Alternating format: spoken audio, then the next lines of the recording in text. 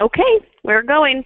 Thank you so much, everyone, for dialing in and joining us today. This is Taylor Shanklin. I'm with the team here at Kimbia, and today we've got a very special guest again, back for round 2 to talk about Giving Tuesday.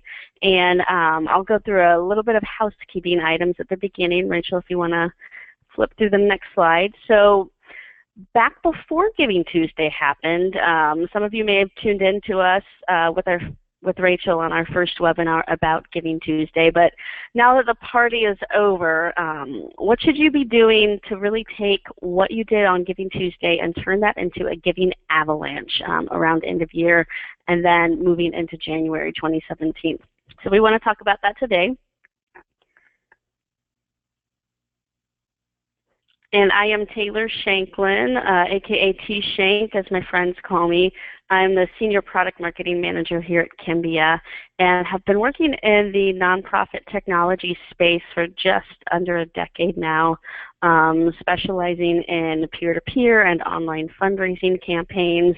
When I'm not at work, I really am strong at karaoke and drinking coffee.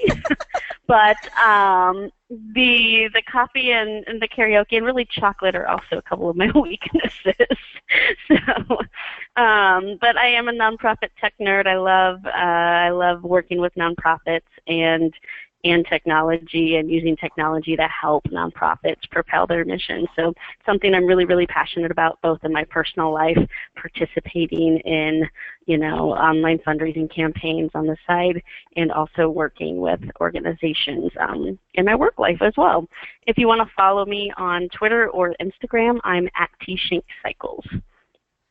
And so just a little bit about Kimbia, if you're not familiar with what Kimbia and what we do here. Wanted to give you a quick introduction, and then I'll pass it over to Rachel to get into the meat of today. But we focus on online fundraising solutions from everything from just your general everyday giving donation forms to peer-to-peer fundraising to giving days to event registration, and we also have capabilities for chapters and affiliates. So if your organization is a national or it's a chapter of a national organization, we can help you build out an online fundraising model there. We're a little bit unique in this space with our ability to give you full and complete branding control with our platform that allows you to take our online forms and plug them into your existing website. Everything's mobile ready and responsive right out of the box, no extra coding or services needed for that. And of course we have social sharing and integration for Facebook and Twitter. We also support multiple currencies and payment gateways and languages. So we have a very flexible and robust platform for allowing you to run your online fundraising programs. And lastly, we do integrate with your other systems. So if you are using something like Salesforce or the Razor's Edge for your CRM, we have a lot of flexibility around our CRM integrations as well. If you want to learn more about Kimbia at the end of this, feel free to please give me an email. I'm taylor@kimbia.com, and I'll show up my information at the end of this as well. So without any further ado, Rachel, I will hand it over to you. Thank you so much, Taylor. I'm so excited to get to be with everybody today. This is my mugshot. My background is in nonprofits. I started a nonprofit to empower girls in math, science, engineering, and technology when I was 26 years old in the living room of my apartment with $500 in a credit card. And I'm proud to say that the organization is thriving and successful and still exists today. I ran Girl Start for 12 years, and it's a wonderful organization. So I learned everything that I know about fundraising in the trenches just like you. And I work as Vice President of Training for Pursuant, and I get the pleasure and the privilege of helping people up their fundraising game and be better fundraisers. And I do a lot of training. I absolutely love doing webinars, but I do a lot of training for folks like Taylor. I'm a mom. I've got twins. Excuse me, and I'm proud to be, excuse me, a native Austinite. There's my social sharing down there. There's my email address and my Twitter handle as well. And you can learn more about me at rachelmuir.com. I do a lot of training. I do custom training. I do VIP days online for folks, lots of webinars, lots of live classes, and speak at a lot of fundraising conferences, all on fundraising. If you're interested in talking about training, I'd love to do that with you, and you can book some time with me, a 15-minute appointment down there at calendly.com/Rachel Muir. I'd love the chance to visit with you. I do a 1 to 2 webinars a month, and I do them with great folks like Kimbia. So I keep an email list to send people an email when I'm doing a webinar that they can sign up for. If you sign up at rachelmuir.com, you'll get an invitation as well. And I promise I won't send you a lot of spam. It's really just maybe one email a month. I've got a class that's coming up I want to let you know about called Fundraise Like a Boss. It is a 4-part webinar series. It starts January 18th. And we're going to be crafting killer fundraising plans, nailing the ask, helping you identify the right prospects to pursue. It's going to be a great way to get your fundraising in 2017 off to a killer start. If you sign up using that link, you can get $50 off. And this is a little bit more information about what we're going to be focusing on in the class, surveying your donors, donor decision making, the best discovery questions you can ask your donors, where your best prospects are, and how to nail the ask. So if that's something, if you've got an appetite for some affordable, fantastic training, it's a great opportunity, and I'd love to have you join me. We're going to do a couple polls. I'm interested in learning more about you joining us today. So the first poll we're going to do is really to find out a little bit more about your size, about the size of your organization. So we want to find out from you what size you are. I'm going to hit launch here.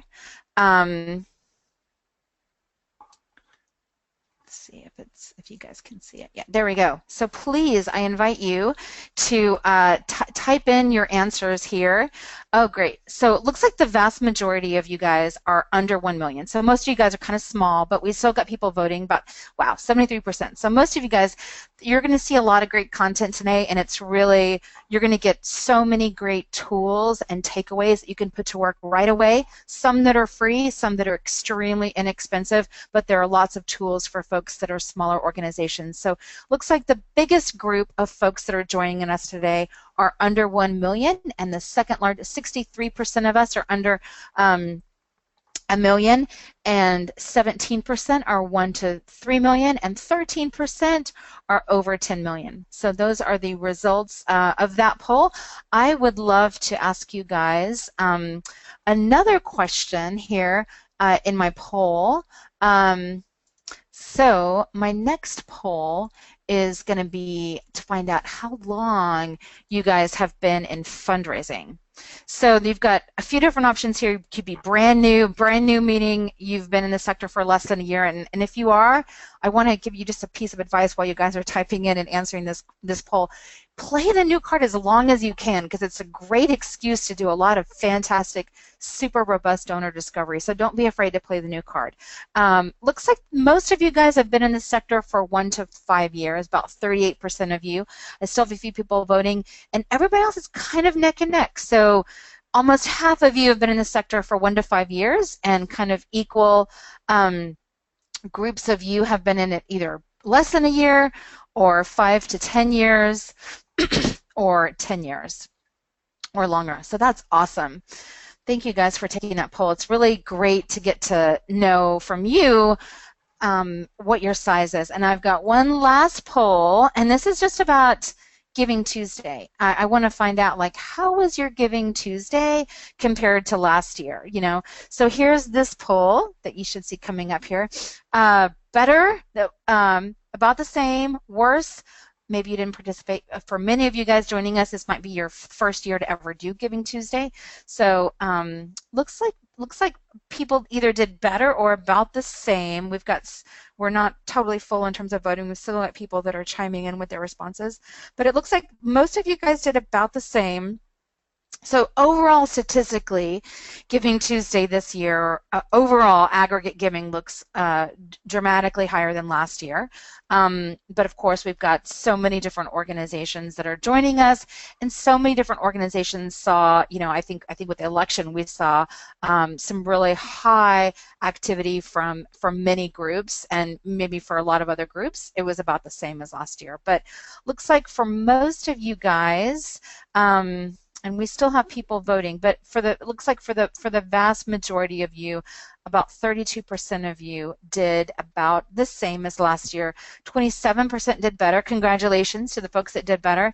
And then equal numbers of you guys, you either 18% of you, this was your first year to do it, or 22% of you guys didn't participate. So, so that's kind of how that looks in terms of the results for that poll. So thank you guys for taking the poll. It's great to get some feedback from where you're at and how Giving Tuesday was for you and your experience in fundraising.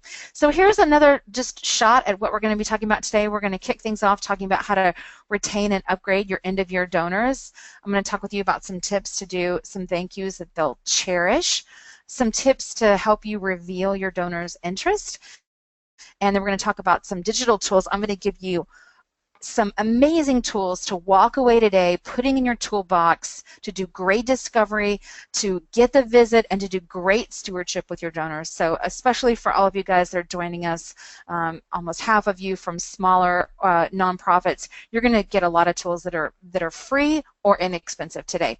And then we've reserved some time at the end for your questions. So I want to encourage you guys, please type in your question at any time during today's webinar, and myself and Taylor will make sure to cover it at the end. So if you've got something that pops up for you, don't hesitate to just type it in, and we will make sure we've reserved time at the end of today's webinar to cover all of your questions.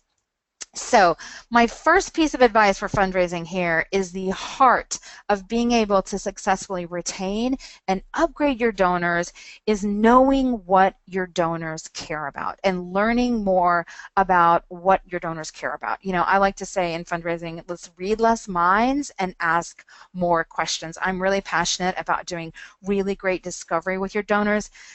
Asking a major donor how they like to be invited to make a gift is a totally appropriate question. I think sometimes as fundraisers, we spend so much time like these kids here trying to read minds, and we don't have to, because our donors want to tell us, and not only do they want to tell us, they feel appreciated and acknowledged and honored to be asked. And I'm going to show you a real-life example of that from my own giving on Giving Tuesday a little bit later on. Taylor and I are going to be talking about great things that we saw this Giving Tuesday and what are some cool trends that we like. I want to mention, I'm going to talk with you guys about some successful digital tools that you can use to help you read less minds and ask more questions. But I want to mention a study that came out earlier this year by Avila. 72% of donors in their study said that they would stop giving if they found the content unsatisfactory. And they defined unsatisfactory as content about programs they didn't care about, content that was vague, content that was dull, or content that was not personalized. 25% of donors said they would stop giving, and if they got content about programs that they didn't care about. And I'm about to show you some digital tools to help you find out exactly what programs your donors do care about. 35% of donors in that study said that they would stop giving if the information was too vague, and 10% said they would stop if it wasn't personalized. So I'm going to start by talking with you guys about some digital tools that you can use to build a portfolio. And I'm going to start with the very inexpensive, and then I'm going to show you some aspirational great things that you can use when you have an opportunity to increase your budget size. But I'm going to start with online donor surveys. Taylor and I are both big fans of online donor surveys. We do a lot of online donor surveys in our prior lives working together at Kimbia. And surveys are a fantastic tool to find out what your donors care about. You just heard me mention that 72% of donors in that study by Abila would stop giving if the content that if they consider the content unsatisfactory.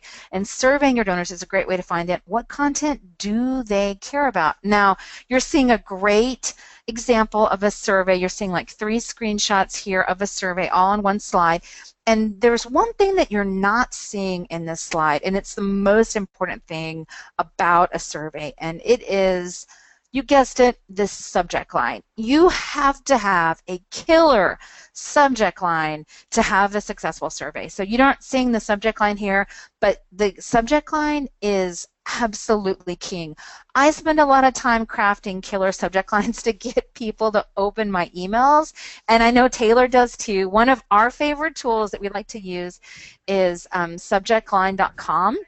It's a great tool that will rate your subject line for you. It rates it on being mobile optimized, on punctuation, capitalization, other rating scores. It's a really great tool that I recommend you check out. It's free. Again, for all the folks on here who've got smaller budget, that's a completely free tool. But surveying your donors is king, and it's a great opportunity for you to be able to successfully segment your file and find out what your donors care about. So I'm going to talk with you guys a little bit about what to survey your donors on. Now, communication preferences is a great one. The one thing about asking your donors about their communication preferences is you want to have them spend some time on your list getting to know you and your organization before you ask them, hey, do you want to get emails from us? Because if you ask on the first date, right, chances are they're going to say no. So spend some time having your donors get to know your content before you ask their communication preferences. Maybe ask that question after they've been on your file for 6 months, a year, be a good length of time. A great question to answer, and you can ask this in the beginning, is about the beneficiaries. Who do they most care about serving? Because you want to talk with them about those people, not the people that they don't care about. Why did they join? Why did they give in the first place? This is a great question. You're going to see an example, a real-life example of me being asked this question when I made one of my gifts on Giving Tuesday. What do they most want to support? And what are their satisfaction levels? Satisfaction is the #1 driver of donor loyalty, but we as organizations, as nonprofits, we don't do a lot to survey our donors about their satisfaction levels. And this is an interesting thing because if you look at the for-profit world, you are surveyed about your satisfaction constantly. I can't go to the dressing room at the Gap without getting a survey the next day about how it was. Was it well lit? Were people helpful? If you just travel for business for a few days, you get so many surveys immediately asking you about your satisfaction. You're going to get a survey after this webinar. If you had a technical issue getting into this webinar, Citrix will be giving you a survey about how their support staff was able to successfully resolve your problem. It's done this way because companies know the best time to build on a great experience or fix a bad one is in the moment that it happened. And we have that opportunity with our donors. So I'm going to show you some examples of surveying your donors and asking your donors about their satisfaction. It doesn't have to be a mandatory survey, it doesn't have to be a mandatory comment field, but it's a nice way. It shows your donors that you care about them and that you care about their experience. Now, these are some survey no-nos. These are things to not ask in a survey. Don't ask when they gave. Don't ask how much they gave. You basically don't want to ask anything that you already know. Okay, you already have this information. It's in your CRM. You don't need to ask your donors these questions. So never ask something that you already know. Your donors' time is precious. Your time is precious as well. You want to keep it short. You want to keep it simple. That example that you saw a minute ago of the survey had really BuzzFeed-like style images to help you do a survey. Another super cool digital tool that you can use is video. And I've got this link here in this slide. I've also got it in the chat room.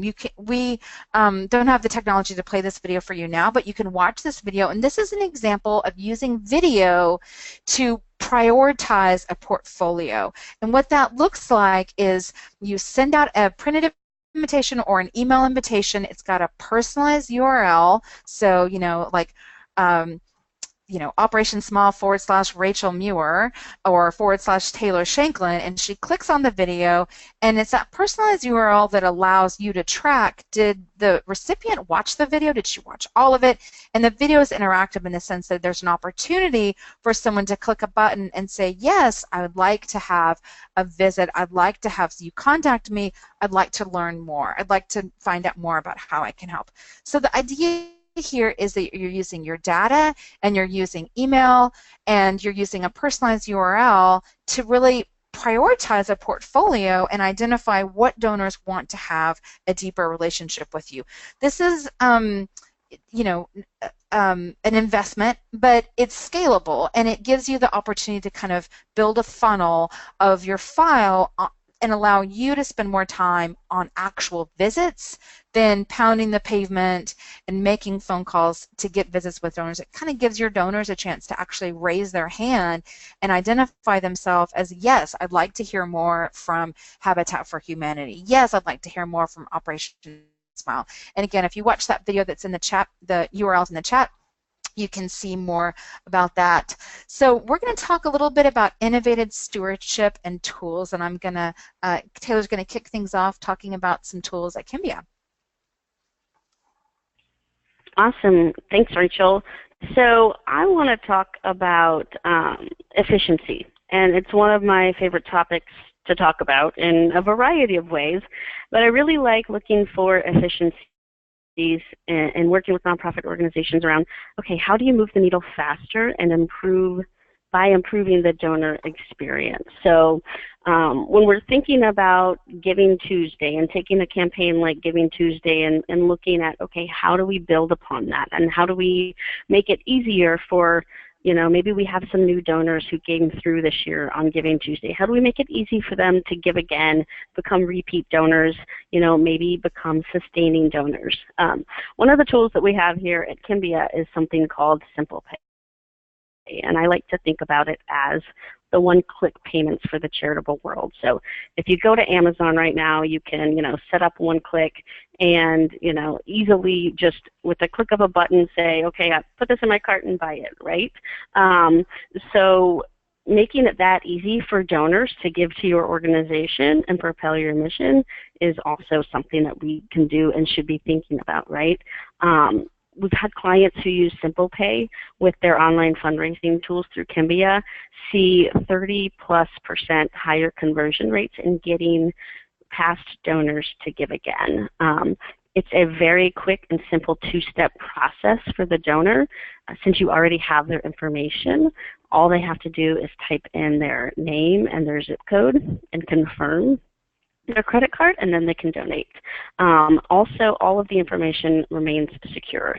So, Rachel, I've got a few bullet points. You can just quickly kind of click through those to reiterate the points, but all of the credit card information remains with your payment gateway, so it's all highly secure. It's not being passed around the internet, anything like that.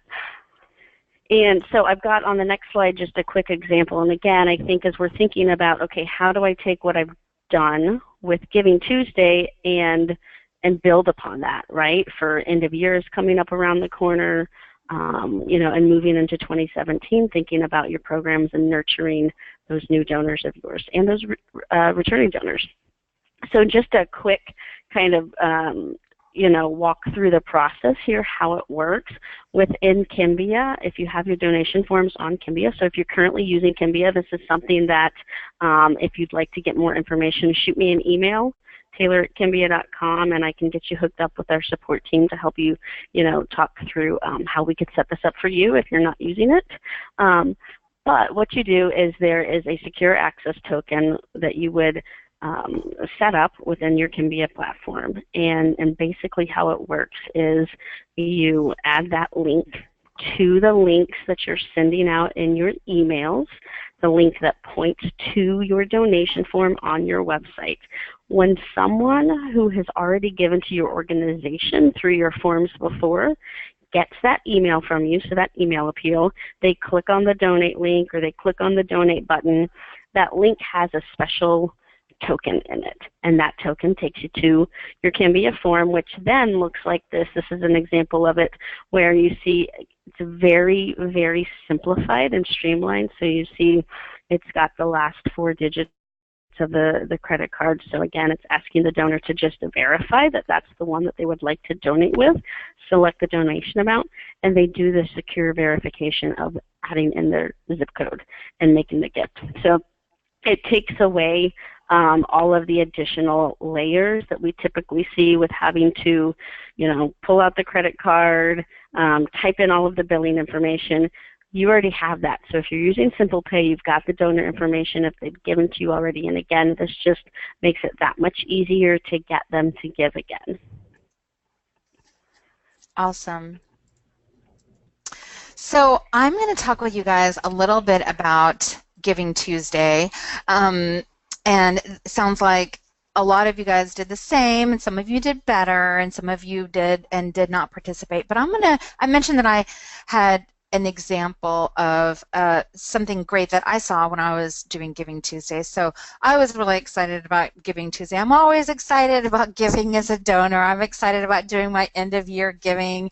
And this is me with my gifts that I made on Giving Tuesday.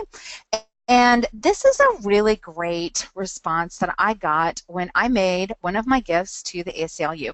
They just asked me, this was optional, they thanked me, and they said, hey, you just donated. Would you mind taking a minute to share why you donated today?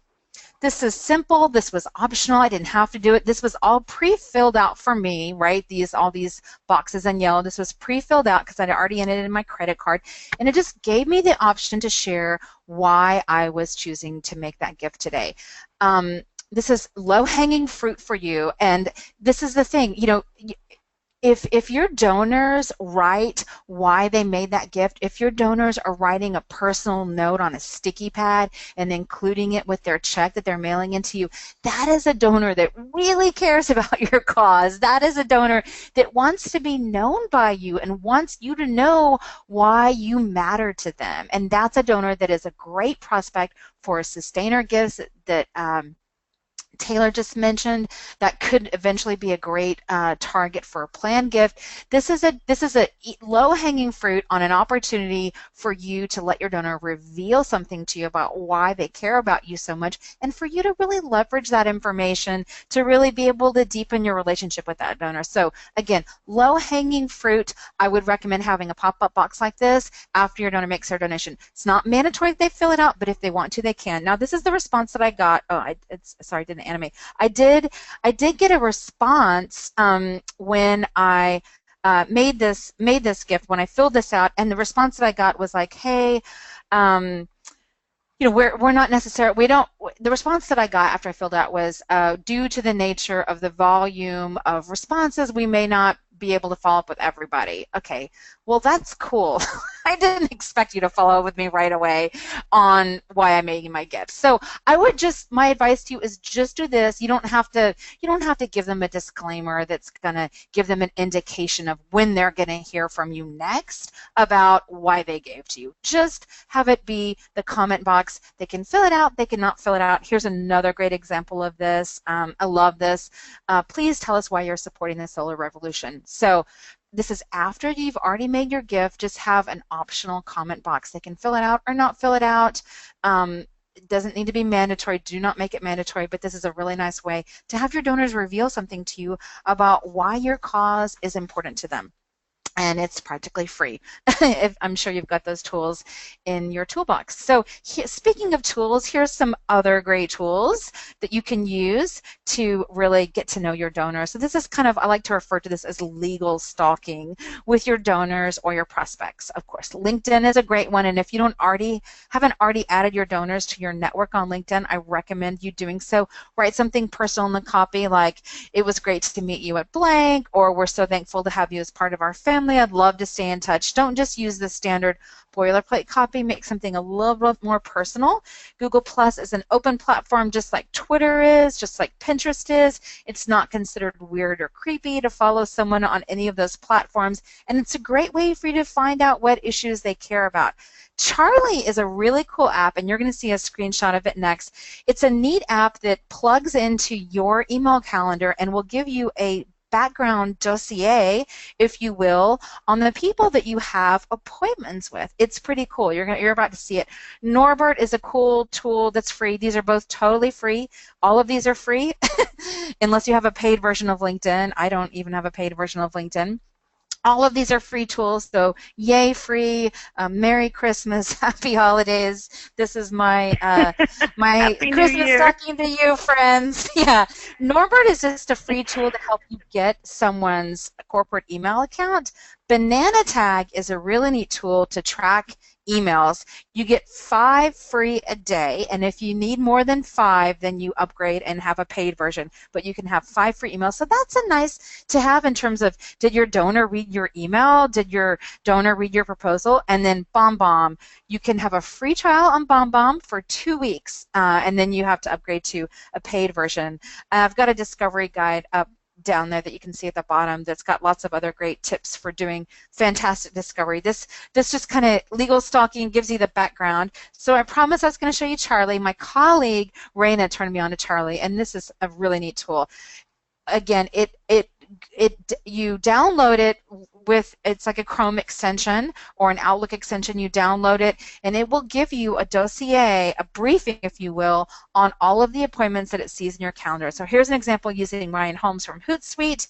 And here is what you would see if you were meeting with Ryan. It would have a little bit about his background, some recent news, an event coming up, and a big lifetime achievement. So it's going to be different for each person, but it's really it's a handy tool to have. I like using it, and it's completely free. So Happy New Year, happy fundraising in 2017. Banana Tag, I love this tool. I like knowing if if I'm submitting a custom training proposal to someone, I like knowing if they read it or not.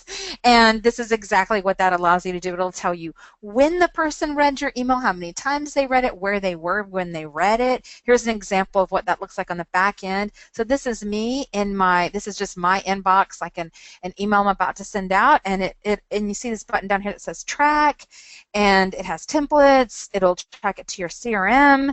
You can send it now, you can send it later. And then when the person clicks on it, it'll tell you, okay, these are the people that clicked on it. Here's where they were and what platform they're using when they read it. And then if there's an attachment, it'll show you how deep they went into your attachment. So this is all very handy to have. This is another tool I really love. This is an example from a fantastic food bank in Colorado Springs, Colorado called Care and Share.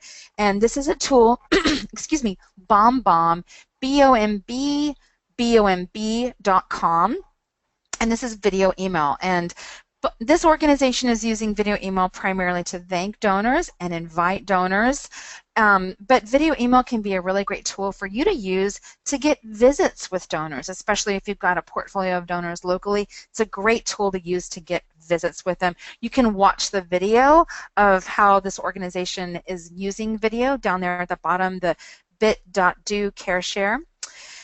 And the best part of the video emails, kind of similar to BombBomb, is seeing who watched your video email. So you get sent an email when they watch it, and you get sent an email every single time they watch it. For me, doing custom training, I know that if someone watches my video where I'm talking to them about doing custom training 5 times, they're more likely to be interested than someone who never opened it in the first place. So you can email me right there. There's my email address, and I will send you a sample of a video email to make it easy, because a lot of times when I show this tool, people are like, I want to see what that actually looks like in my inbox, Rachel. So send me an email, and I will send you an example of what that looks like. Again, we're going to take questions at the end, so please feel free to type in any of your questions at any time, and Taylor and I will get tackling on those in just a little while. This is another one of my favorite apps. This is the Felt app.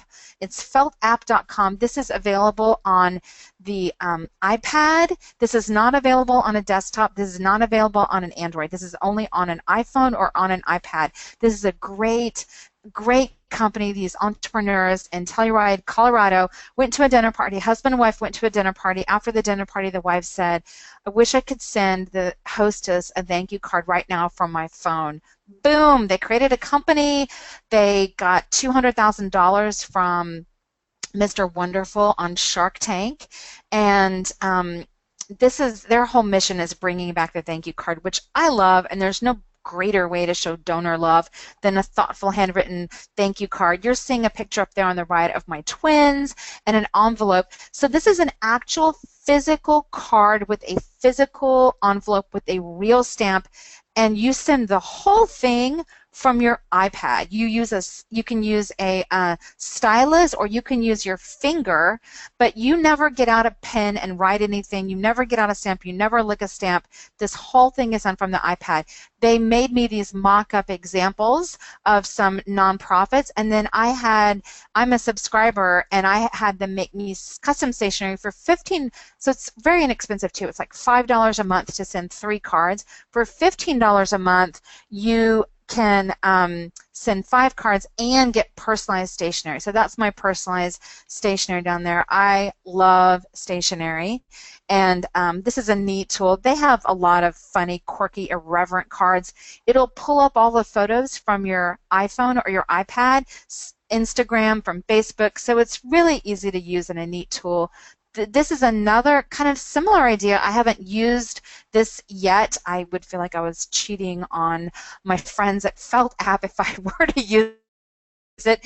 But this is basically typing your thank you card into your computer, and then it prints it out. So whereas the Felt app is using a stylus, this is actually typing it out, and it has different personalized fonts that you can use, and then they print it out like a physical card. This is an actual real physical card. So those are some great thank you tools that are very inexpensive. And here's some tips so you can go rock your thank yous. Get it out fast. It's better, of course, it's great if you can get out in 24 to 48 hours, but try to at least get out within a week. Late is better than never, so you can just eat crow if it's late. Be personal, be visual. Tell your donor, thanks to you, 5 girls are going to get to go tour the nation's capital. You know, be personal. Like, tell what tangible miracle did their wallet make happen? What fate did they change with that wallet? Make sure as we get over here towards end of year that you've got enough time and enough staff to make it happen. I used to block a daily stewardship power hour where I just did thank you cards, I made thank you phone calls. At Girl Start, we had all of our thank you stationery ready to go. We had great close-up pictures of girls. We had copy. I would change out the copy every month. We had great copy, and all we really need to do is address the back of it. So you can do this in mass and still make it personal. It's important to remember that donors' #1 pet peeve is not knowing that their gift made a difference. You know, donors define over-solicitation not by how many appeals you sent them, but being asked to give before they knew that their first gift had made a difference. So keep that in mind. There's a formula here. It's ask, thank, report back. So you're going to thank them, and then you're going to tell them how the gift made a difference. And that you're not ready to ask them again until you've done those 2 things. So everybody who said they had a great Giving Tuesday, thank those donors, tell them that they made a difference before you ask them to give for end of year. Here's some no-nos on thank you letters. Don't start with thank you. Like, stand out, be different. You know, there are 1.6 million nonprofit organizations in the world, and your donor chose to give to you. Let's celebrate. Let's be unpredictable. Don't ask for another gift because you don't know how many donors you're going to offend by doing that. Don't recycle the same copy. Change it out. Take some time to change it out and write something meaningful and unique and different and thought-provoking. And don't give them any homework. This is just the time them to rejoice. Here's a great idea, and you can use this in 2 different ways. You can use this to make a donor who just gave to you feel like a rock star hero, or you could use this to make a long-time donor who's been with you for a long time feel like a valued member of your family. And that's important too, because number one, you want new donors to feel like, oh my God, you've only been supporting us this short amount of time and already you had this huge accomplishment. And you want your longtime donors, you want to remind them how long they've been giving to you. You want to remind them what an investment they've made in you. You want to remind them, because that helps them realize, wow, I really care. I've been giving them for 7 years. they are really one of my most important charities. Your donors, I guarantee you, forget this. I mean, it's easy to forget. I forget all the causes I gave to in a year. I know I'm just coming off as they're like, she's a pushover. I'm sending Rachel an appeal. But I do forget, because there's the causes I want to give to, then there's something new that happens that I want to respond to, and then there's someone that just asked me, and maybe Taylor asked me to give to AIDS Walk, and I'm not personally already involved in the organization, but because she's my friend and she's asking me to give, I'm going to support her in doing it. So there's this regardless, this is a great tool for you guys to take. This is free. Take this, use this. You made your gift just blank time ago, and already you've X. Insert amazing accomplishment. I'm going to show you a makeover example, and I encourage you to follow me on Twitter. I just tweeted this morning. There's a great Harry Potter, like what if Hogwarts Academy was writing thank you letters to donors, and it was a great by Adrian Salmon, did a fantastic thank you before and after makeover on a pretend letter to a donor from Hogwarts Academy. So here's my makeover. Look at this. Oh my God, so vague, so much verbiage, blah, blah, blah, blah, blah, blah, blah, not inspiring, not exciting. Boom. Clear and to the point. Your $100 donation will give a cancer patient's mother a home away from home tonight. Close-up picture. I know what's happening here. I know what my gift did. I can feel great about it. And hey, cultivation events are super great for stewardship too, and a great way for you to make your donors feel up close and personal how much impact they can have. So I've got. Hey, Rachel, I wanted to chime in and just say I think you make a great point. I know you kind of laugh about yourself, being an easy target for organizations, but I think you make a great point around, and particularly as it relates to Giving Tuesday and giving days like that, where we're seeing more and more pop up, and it's becoming a really big thing. Is a lot of times people do end up giving on those days to organizations that maybe they're not that familiar with, right? Because I asked you to give to the AIDS Walk. Maybe it's something I have a personal connection to, but you don't. And so because of that, I think there's so much opportunity from these giving days in the way that you follow up with those new donors who maybe haven't interacted with you before. It's like that's kind of the it's the honeymoon period. It's kind of the time to make your first impression. So that initial follow-up for those new donors is so important. So I love the examples that you show that are very, very mission-focused and very impact-focused. Awesome. Yeah, the mission-focused and impact-focused, those are great points, Taylor. I love that you shared that.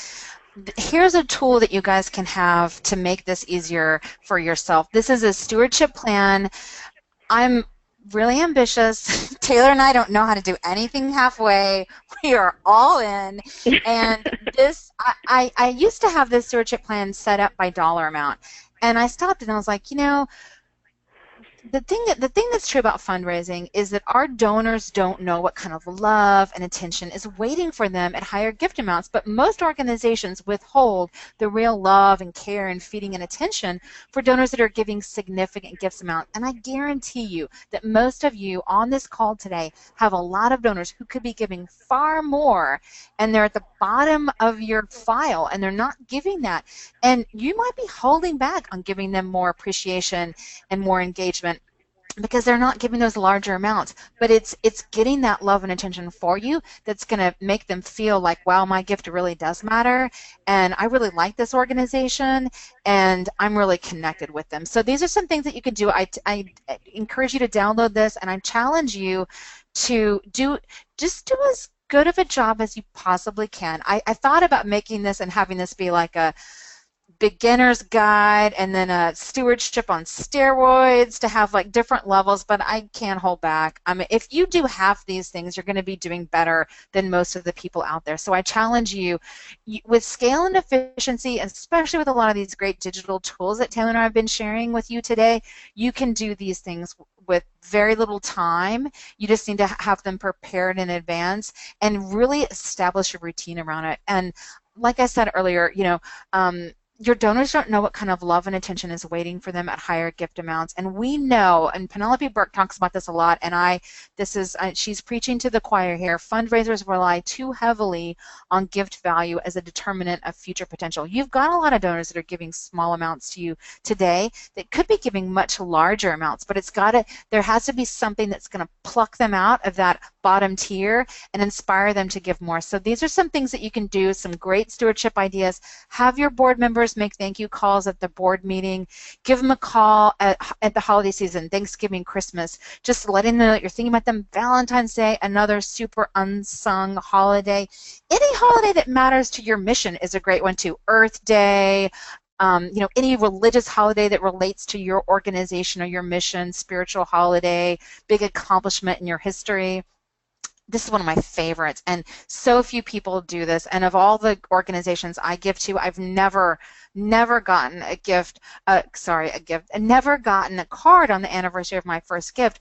But I mentioned earlier how great it is to remind donors how long that donors have been giving you to a long time, of how big of a part of a family they are to you, and that you've been giving us for this long. It reminds them, wow, I really care about them. They're one of my top philanthropic priorities. And reminding donors, giving them a card on the anniversary of their first gift, you don't have to get the day right. I mean, frankly, you don't even have to get the month right. I mean, your donor isn't going to remember, but giving them, you've got this information in your CRM. You know when they made their first gift to you, and to remind them of that and remind them of the accomplishments that they made possible through their giving to you, that's really powerful, and that shows donors are making a difference, and that is what makes them want to give again.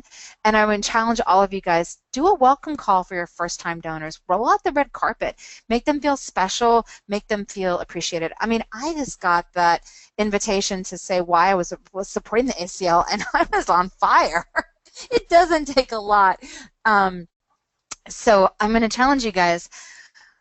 How much does a board thank you call improve donor retention? Probably more than you think.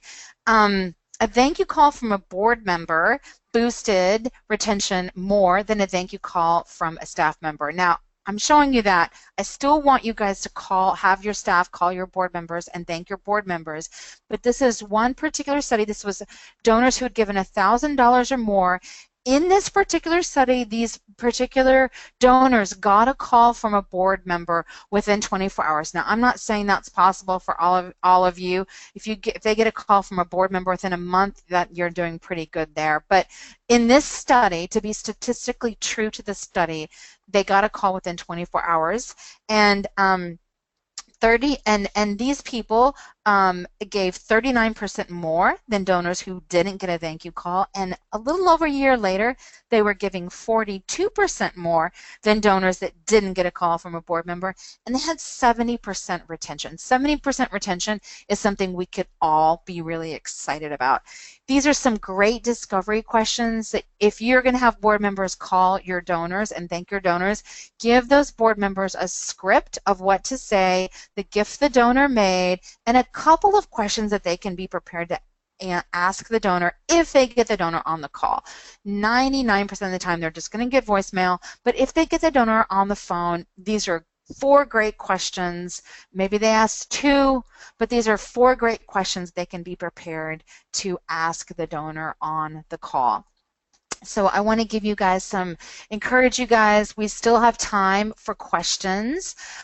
Meredith has asked a few great ones, but I want to invite you guys, please feel free to type in your questions, and Taylor and I are going to be covering them. This is all the news that's fit to print in terms of what we've been chatting about, the stewardship template, the webinars, our contact information for myself and for Taylor, where you can find us on Facebook. If you want to chat training, I'd love to chat training with you.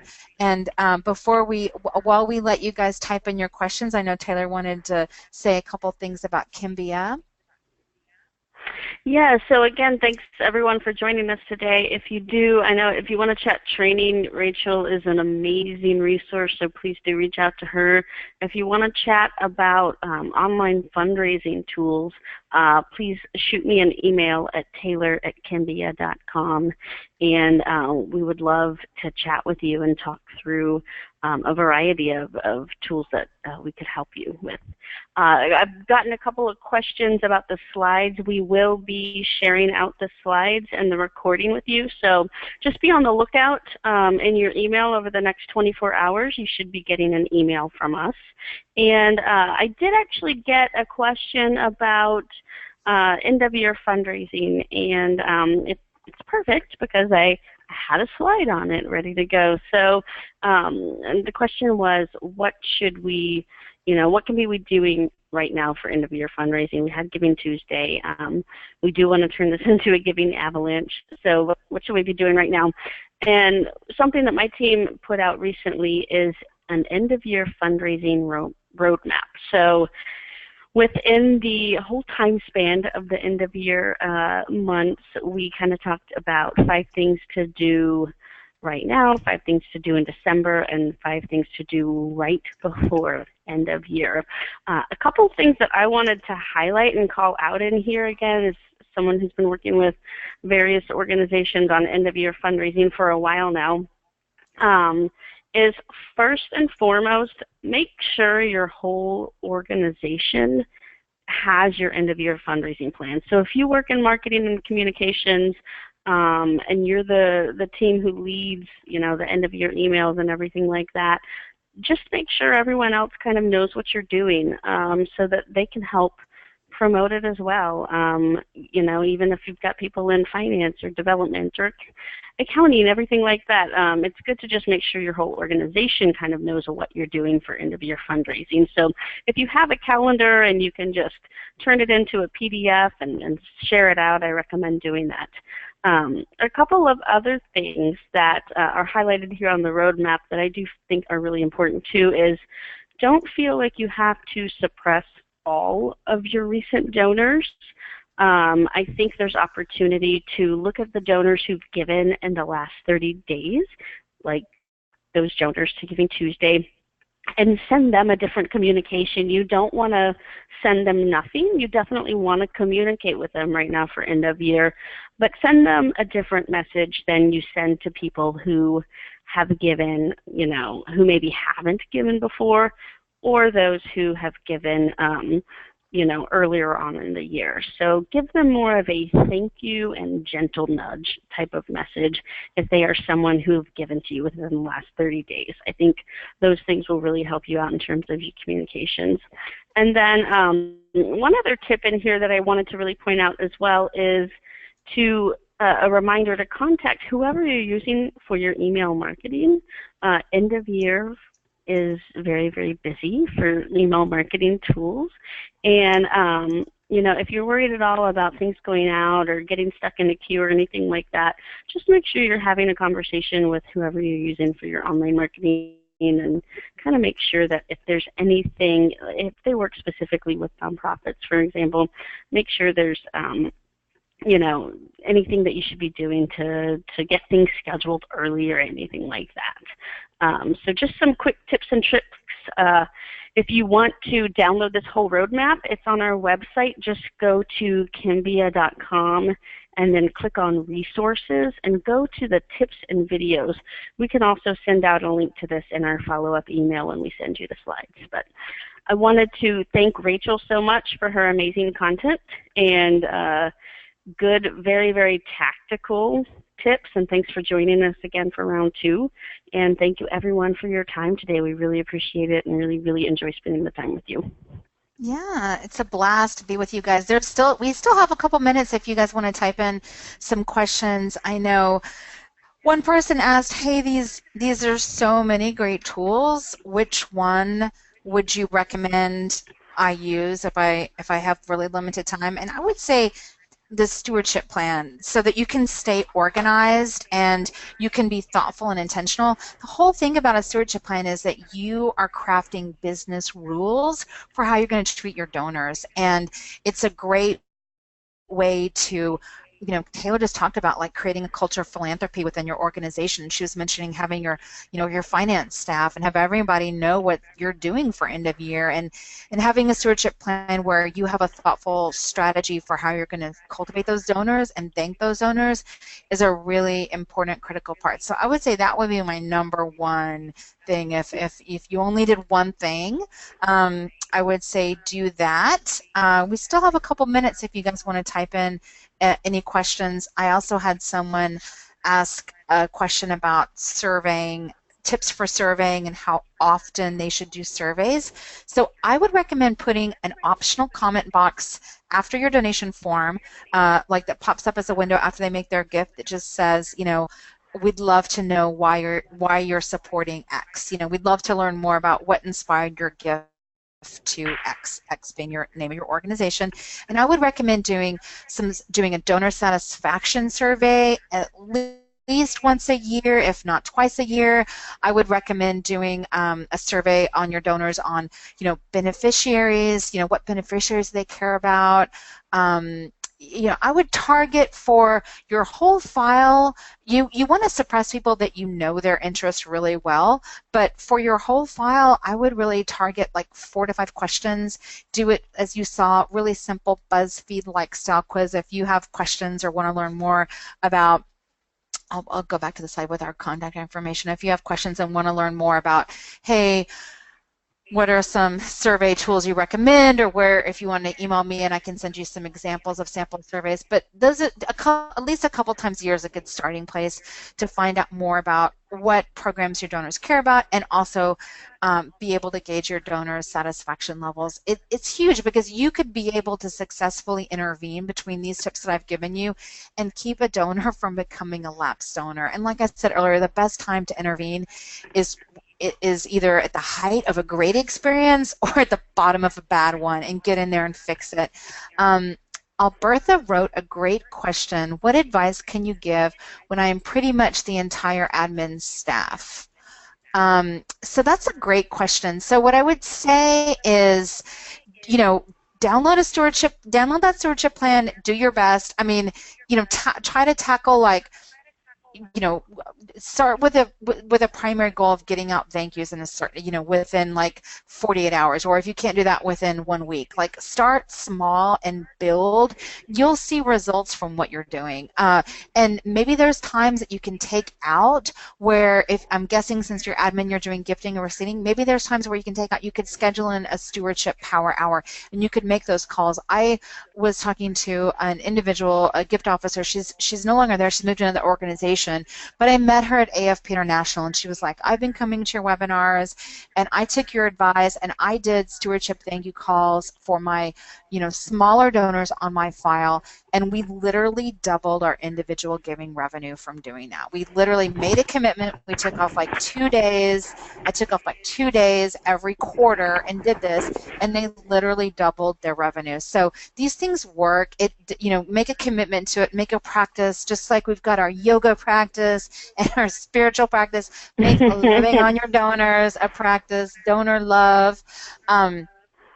Let's see. Tiffany asked kind of a technical question that Taylor might know the answer to. You know that one? How can you find out? Tiffany, how can you find out if your vendor, for example, Online Express or RE, has the pop-up option after the auto-generated acknowledgement? Tiffany, I'm not quite sure. Maybe you could type in a little bit of clarification for me on the pop-up option. If you're still on the line, Tiffany, feel free to type in a little bit more clarification, or you can send me an email at taylor@kimbia.com, and we can maybe help you, get to the heart of your question. One other thing I wanted to talk about to Rachel, as you were answering Alberta's question about, what do you do if you're the only person, right, doing all of this? There's a lot to manage. I love your tip about, download the stewardship plan and kind of go through that. I also think that, just kind of a life tip and some life hacks are, first off, don't feel like you have to do it all. Try to set reasonable expectations with yourself, right? So look at your calendar, look at how many hours you have in the day, and kind of think through, okay, I think it'll take this long to do this, and just try to set priorities of, what do I feel is going to give me the most bang for my buck, and focus on that first. Another idea I just kind of had, and it popped up into my mind as Rachel was talking, was, if you have any connections to people who over the holidays might be wanting to help you out on a volunteer basis or anything like that to help you with those thank you notes. College students are often, if you're near a college or a university or community college or anything like that, college students are often home for the holidays and might be looking for, volunteer opportunities or anything that you can help them out by giving them a good recommendation, and it's something else to put kind of on their resume, and they can help you out by giving you an extra set of hands. So look for ways to get sort of inexpensive labor, and then also, look for ways to just kind of help yourself manage your time. And there's a couple of online, I'm all about sort of productivity hacks, and there's some great online free tools that I use, and Rachel didn't talk about these, but I use for myself a tool called Trello, which just helps me manage my projects. So anytime I get an idea on, I need to do this, I just quickly type it up in a little Trello card, and then I can manage and track what I'm doing, and periodically, every couple of days go and look at my Trello board and see okay, where am I with that? And that definitely can help with when you have a lot of work on your plate and only so many hours in the day. So I'll get off my soapbox on that now, but Tiffany, I could talk about that all day long. Tiffany, okay, it looks like you clarified your question. How do you make that happen if you make an online gift? Okay, so I think what you're... No, go ahead. Yeah. No, so Tiffany, I think just to answer your question, I think you're asking me about what I was talking about with the Simple Pay technology, that when I was talking about the token that you add into your donation link. So that is something that is specific to Kimbia. So if you use Kimbia for your online donation forms and online fundraising, we have that tool. It's not available in some of those other tools. So if it's something that you're interested in, that sounds really great, how could I use it? Shoot me an email and we can talk to you about it. But if you're not already using Kimbia, it's not something that I don't think is widely available in other solutions. So I hope that helps to answer your question. Awesome. I am so thankful to you for having me as a guest. This was a lot of fun. Taylor, I want to say one thing for everybody as we sign out here. I want to say you're probably going to go on some great vacation or just take some really well-deserved time off for the holidays, and I just want to encourage everybody to set an out-of-office that is meaningful and memorable and unforgettable and full of donor love, and includes your phone number, because you may have donors who have a little bit extra from Santa and want to give it to the causes that they care about, and you want them to be able to reach you quickly. And so I challenge everybody, when you set your out of office this year, to write something fantastic and memorable and unforgettable and include your phone number in case you've got a donor that wants to make a little something special or give you something special before year end.